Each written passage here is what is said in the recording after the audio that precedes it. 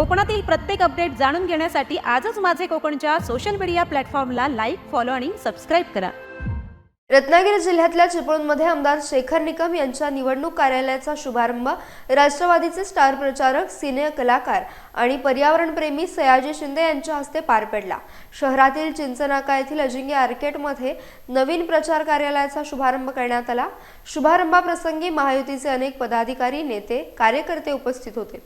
शुभारंभानंतर महामार्गावर असलेल्या माटे सभागृहात सभा संपन्न झाली। यावेळी आमदार शेखर निकम यांच्या विजय मिरवणुकीमध्ये मी नक्की येणार, गुलाल उधळणार अशा शब्दात सिने कलाकार सयाजी शिंदे यांनी शुभेच्छा दिल्या।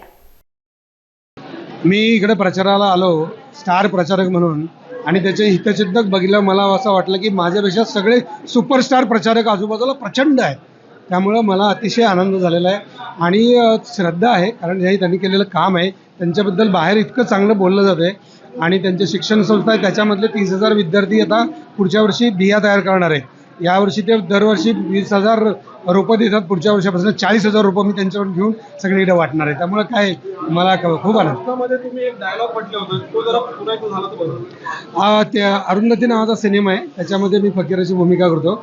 मी कधी राजकारणात येईल असं मला वाटलं नव्हतं ना, हा राजकारणासाठी डायलॉग योग्य असेल असं मला वाटलं नव्हतं, पण तो ह्यांच्या घरी भेटलो आणि मला तो सुचला, अरे हा डायलॉग आठवतोय म्हणून मी लगेच बघितला। तो असा आहे, नी निम्मकाया निजम అయితే నా కొబ్బరికాయ కూడా నిజం, నీ దయ్యం నిజం అయితే నా దేవుడు కూడా నిజం। म्हणजे तुझं लिंबू खरं असेल ना तर माझा नारळ सुद्धा खरा आहे, आणि तुझं भूत खरं असेल तर माझा देव सुद्धा खरा आहे।